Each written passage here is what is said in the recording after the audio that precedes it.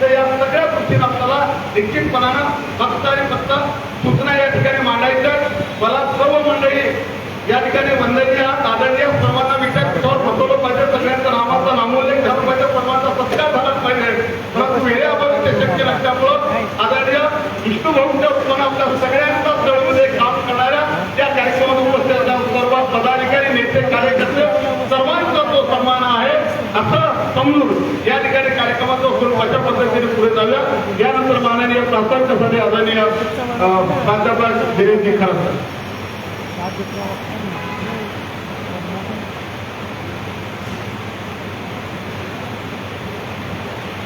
भारी आता पुढच्या घालायचं तुम्हाला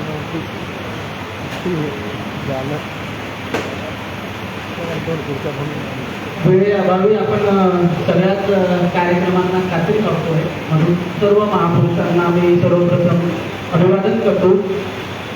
आजच्या या कार्यक्रमाचे बैठकीचे अध्यक्ष आपले सर्वांचे प्रेरणास्थान आदरणीय सम्राट आदरणीय श्री विष्णू गजबे आणि आत्ताच ज्यांनी आपल्याला काही सूचना या प्रदेश कार्यक्रमासंदर्भात दिले ते आपल्या सर्वांचे मार्गदर्शक आदरणीय कैलासदादा खंडारे आणि व्यासपीठावर उपस्थित असलेले सर्व महाराष्ट्राचे पदाधिकारी, नाशिक जिल्हा शहराचे पदाधिकारी आणि राज्यातून सर्व विभागातून सर्व प्रांतातून आलेले सर्व लवजी शक्ती सेनेचे पदाधिकारी, कार्यकर्ते, बंधू भगिनी, आज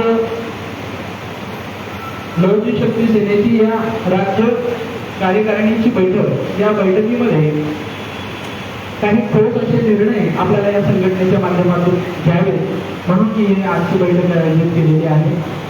7 राज्यांमध्ये आणि देशातील सर्वात मोठी आणि ताकदीची अशी संघटना म्हणून आपल्याकडे लवजी शक्ती सेनेकडे पाहिलं जातं आणि जे काम आपल्या संघटनेने केलेलं आहे त्या कोणत्याही संघटनेने केलेलं नाही आपण सांगू शकतो. म्हणूनच आपण सगळेजण या ठिकाणी आपण आदरणीय वक्तव्याच्या सोबत उभं आहोत.